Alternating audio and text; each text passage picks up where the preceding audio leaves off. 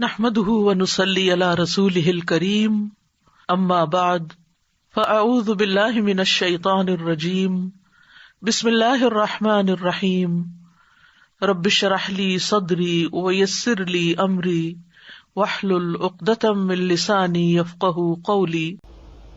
اسی طرح یہ جو جانماز کا کونا لپیٹنے کی بات ہے تو اس کی کوئی حقیقت نہیں ہے۔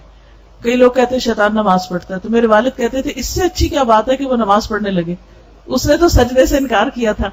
تو اس کی کوئی حقیقت نہیں ہے۔ یہ الگ بات ہے کہ آپ نے اکثر دیکھا ہوگا کہ اگر آپ جانماز بچھا کے رکھ چھوڑتے ہیں تو بچے جوتے لے کے آ کے چڑھ جاتے ہیں ان پر، یا یہ کہ بعض اوقات آپ کو اس راستے سے گزرنا ہوتا ہے تو آپ سجدے والی جگہ پر پاؤں رکھ رہے ہوتے ہیں، تو اس سے کیا ہے کہ پاؤں کے جو جرمز ہیں وہ سجدے کی جگہ پہ جا لگے، اور جب آپ نماز کے لیے سجدہ سر رکھتے ہیں اپنا تو وہ آپ کے منہ کو چمٹ گئے اور یا ہاتھوں کو چمٹ گئے، اب وہ ہاتھوں کے ساتھ آپ نے کچھ کھا لیا تو جرمز اندر چلے گئے۔ تو یہ چیزیں جو ہے یہ ایک بیسک ہائیجین کا کانسیپٹ جو اگر انسان کے اندر ہو تو اس وجہ سے بھی یہ چیزیں نہیں کرنی چاہیے۔ بعض لوگ قرآن نہیں کھلا چھوڑتے، شیطان پڑھتا ہے، تو ایسا کچھ نہیں ہے،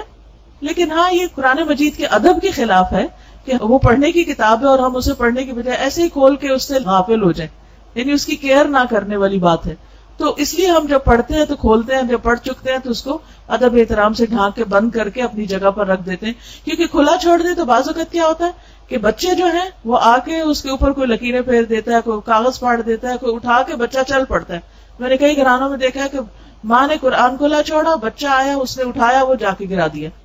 تو اس وجہ سے یہ چیزیں جو ہیں ان کی احتیاط برتنی چاہیے،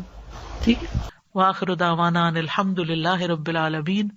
سبحانک اللہم وبحمدک، اشہد ان لا الہ الا انت، استغفرک واتوب الیک۔ السلام علیکم ورحمۃ اللہ وبرکاتہ۔